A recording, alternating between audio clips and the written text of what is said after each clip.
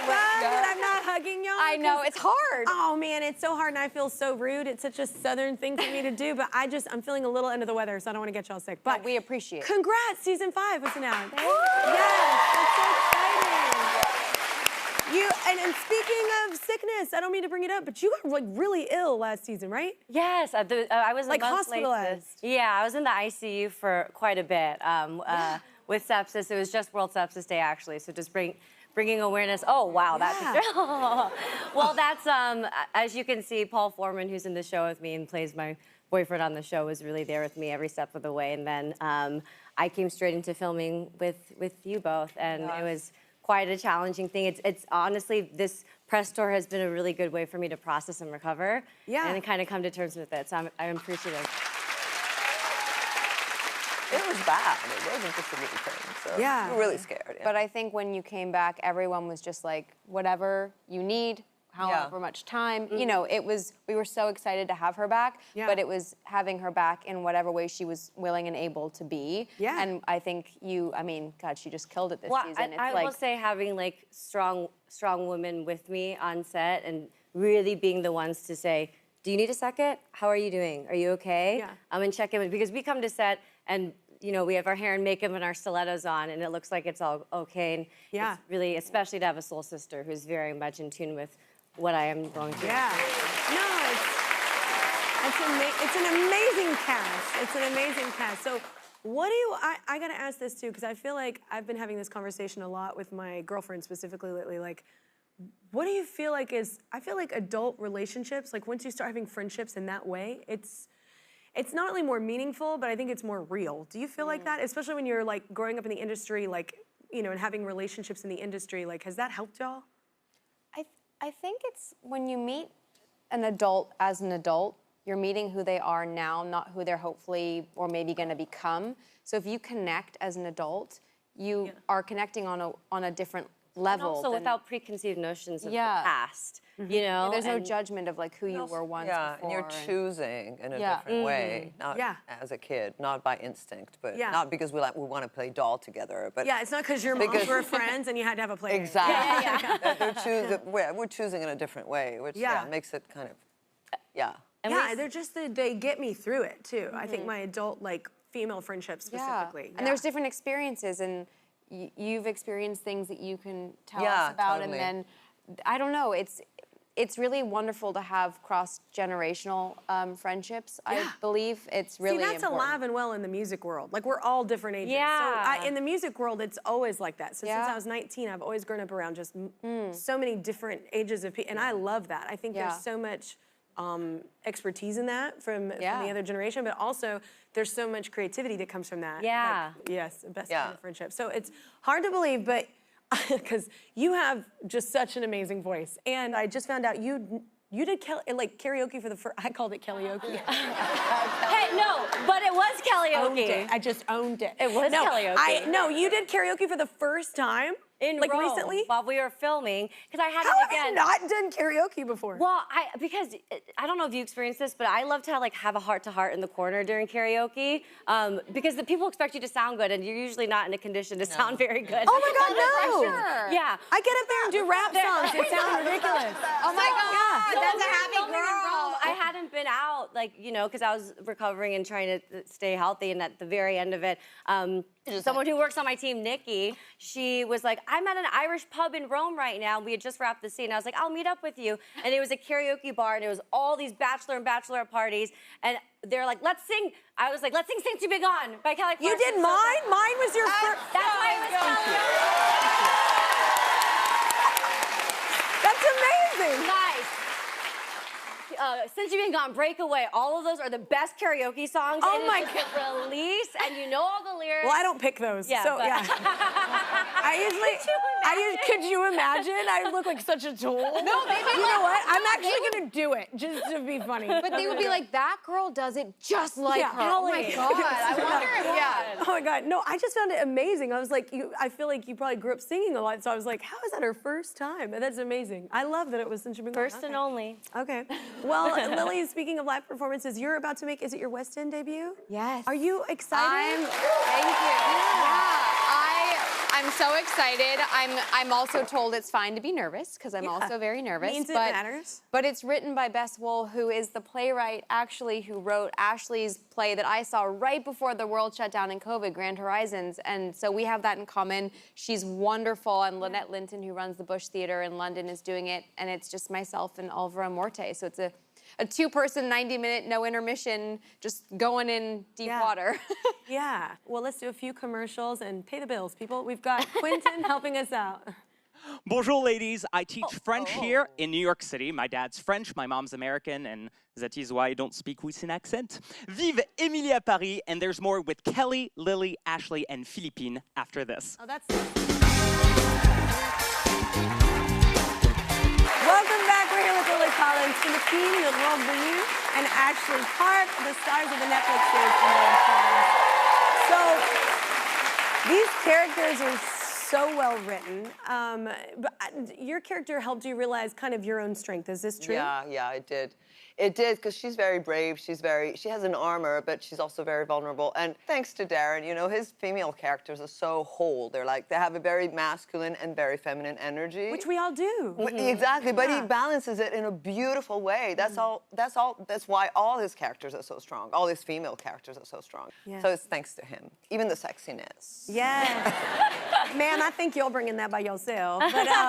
But so what's up with your characters this season?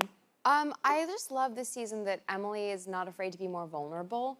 I think it took her finding a safe, protected space in order to really feel the feelings and be able to articulate them.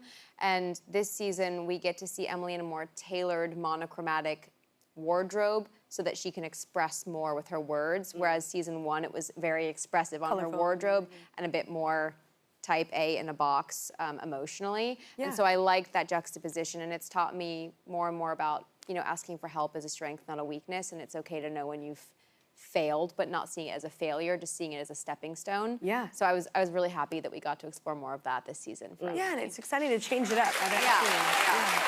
What about your character, Ash?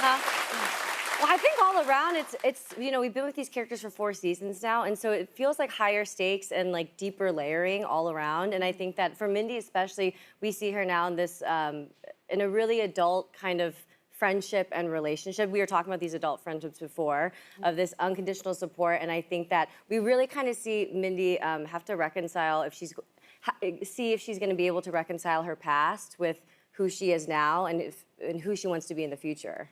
That was vague. No, but you know what it is? It's all very relatable. It's so funny because you would look at the show, especially aesthetically, and you go, not relatable, I'm never gonna look like that. But messaging-wise, there are some very relatable themes going on, which I think that's why, congrats again on season 5. That's amazing, like the show is doing so well, and I think because people do relate to it. But you shot in Rome, and this is your hometown, right? Yes, I was. Was that cool? I was raised there. Yeah. Of course, it's cool. Yeah. And She went from like Sylvie to do that? Sylvie. Do you get to film there often? No, it was my first time filming there. Oh, really? Wow. Yeah, no, I shot in Italy, but like Milano and Ancona, but never in Rome. So Rome, and after like this horrible winter we had in Paris, suddenly it was like a breath of light, fresh air. It's like a hug.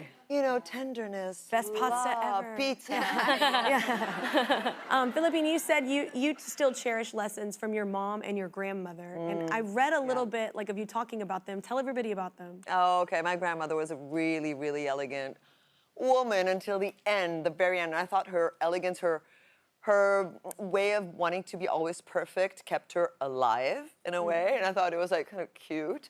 And more than cute, it was wonderful. Then my mom was she was jewelry designer, knitwear, and accessories in Dior for 20 years. So, and she was a beautiful woman. So I looked up to them like incredible examples. Also a bit of oppressive in a way, but beautiful. You had to look up to them. I want to grow and be that kind of tree, you know? Yeah. You are. Congratulations. Well, yeah. You have achieved it. So are there any shows that kind of stuck out to you? Because there's a lot of meaningful topics that y'all do cover. Any that kind of stuck out to you? Sylvie trusting Emily more and more, which is something that trust for me is a tricky one. You have to earn it, you know? Yeah, and I'm really about loyalty, so when people betray me, I'm like, desperate. Bye. Yeah. Yeah. So yeah, her trusting Emily more and more was like, oh, it was a really interesting thing, and how, you know, trust to the point to say you're gonna take over the office in Rome, which it's a big move because she wanted to stay in Rome, obviously. So you know, but that's trust for me was an important thing. Yeah, I like that. You have any that stick out to you? You know what's funny? She's like, good answer, good answer. Whenever we get applause. It's like Family Feud. That sticks like, out good to answer. me. No, I'm just kidding. When you said like moments, it's so funny because I was trying to think of them, and I remember a time when we were filming when I could count on my hands, oh yeah, these are the amount of scenes that I've had in the apartment with Emily. And then now there's been so much history and there's so many ups and downs. You know, I love their little debrief sessions, like, and it feels very much like it echoes and mirrors us in real life too. I can't count how many times we've been there for each other, we've listened to each other, had a heart to heart, and I love that it really feels like they're home in each other now. And it's funny to try to pinpoint a moment because I'm like, when did that conversation happen? Because she was crying. No, I was crying. Wait, oh my gosh, we were both laughing. crying. Were we even on set? Yeah, no, we know. I love that answer. Well, okay, so Lily, the last thing we have is something in common.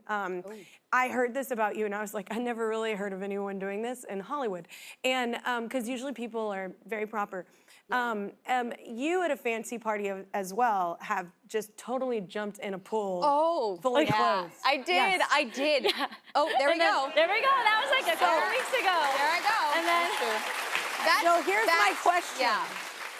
I jumped in because I There was I go. dragged to a party I didn't want to go to, and I was like, I'm bored. And so me and my whole band just jumped in. fun. And, yeah, it was not our scene. And we made it our scene, you know, tried to find the light. But why did you do it? Why? Yeah. Because it was a why not moment. I don't even know. We were sitting at honestly, this. I think it was, I was like, who should we push in the pool? And she was Yeah, like, it started like that, I was I like, who should we? remember. She was like, I Yeah, think we it should push started in like one. that. Yeah, I'm gonna jump in it. And I've never felt, I was like, I'm a true beta, because I watched her jump in the pool and was I was like, me too, confusing. I must go too. Then Lucas went. Yeah, then Lucas It went. And then Lucian went. It was at the house of Pretty dear one of our friend. friends, but yeah, someone who is technically one of our bosses at Netflix. And it was at his house, and it was his first dinner party, and it was like, we were sitting there, and I was like, this pool is so pretty. I feel like something needs to happen. But I was like looking at my clothes, and I remember looking at Samuel, and I said, Samuel, if I do something, can I wear your jacket as a dress? And he was like, yes. And so I was like, looked at Ashley, and I went, just pull your camera out. She's like, what? Okay.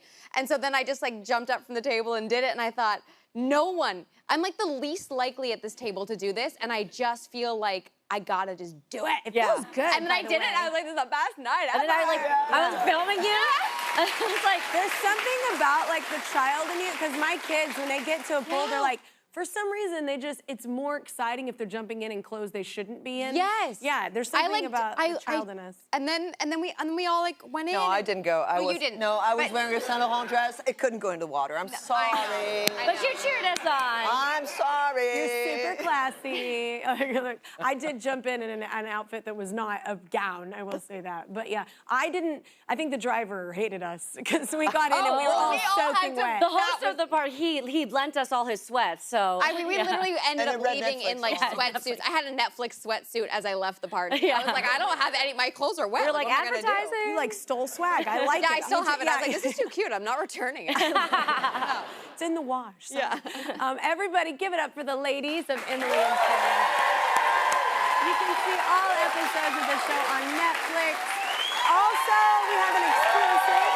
Bath and Body Works is teaming up with Emily in Paris to bottle up the essence of the show's most iconic scenes. And while the limited edition collection doesn't officially launch until November, everyone, bless you, everyone in the audience is getting a $200 Bath and Body Works gift card to shop